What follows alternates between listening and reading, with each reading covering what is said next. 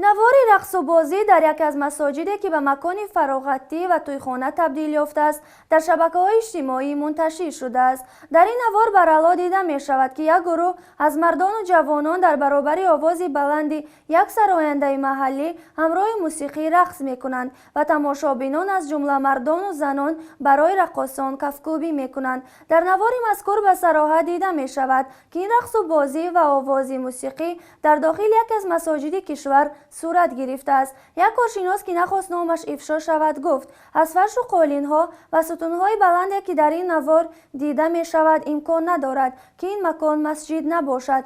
ӯ афзуд: шояд дар пайи вокунишҳои шадид дар дохил ва хориҷ аз кишвар пас аз бозтоби ин навор дар расонаҳои байналмилалӣ мақомот оянду гӯянд, ки ин макон масҷид нест, вале ҳеҷ кас ин иддаои онҳоро қабул нахоҳад кард.